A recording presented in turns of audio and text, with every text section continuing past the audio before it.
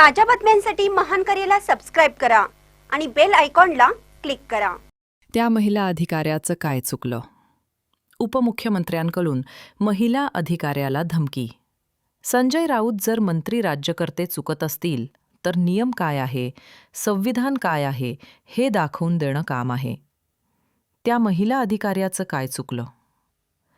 राज्याचे उपमुख्यमंत्री तिला बेकायदेशीर कामांना संरक्षण द्यायला सांगतात आणि त्या महिला अधिकारी असं डायरेक्ट सांगतायत की तुम्ही माझ्या फोनवरती फोन करा, गुन्हेगाराच्या फोनवरती मी तुमच्याशी बोलणार नाही।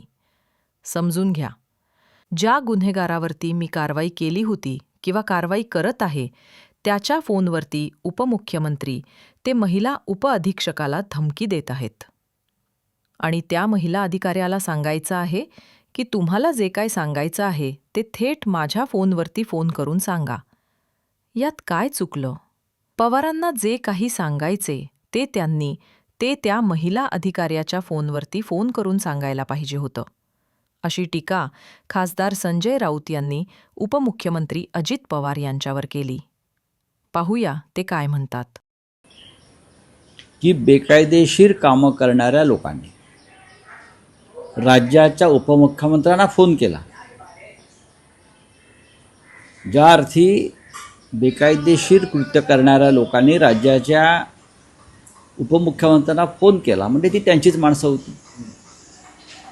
ती असू शकतात, कार्यकर्ते असू शकतात आणि बेकायदेशीर कामाला संरक्षण द्या हे सांगण्यासाठी फोन केला। अजित पवार नेहमी त्यांच्या भाषणात सांगत असतात, मी कोणतेही नियमबाह्य काम करत नाही, नियमात जे बसत नसेल त्याला मी हो म्हणत नाही, अशा अनेक गोष्टी त्यांच्या आहेत।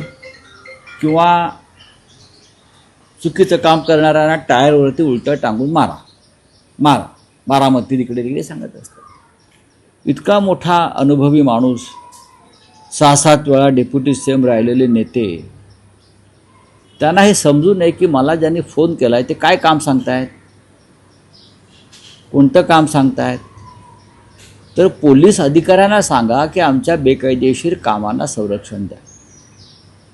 आणि कोणता तणाव तिकडे निर्माण झाला होता, तर पोलिसांनी त्यांच्या बेकायदेशीर कामांना संरक्षण द्यावं, कारवाई करू नये म्हणून ते पोलीस अधिकाऱ्यांशी वाद घालत होते। याला तणाव म्हणत नाहीत, याला दादागिरी म्हणतात, गुंडागिर्दी म्हणतात।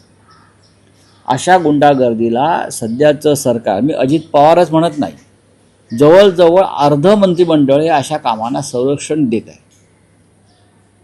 अजित पवारांना मी या संदर्भात गुन्हेगार ठरवत नाही आम्ही, पण अजित पवारांनी उगाच नाकाने कांदे सोडू नये।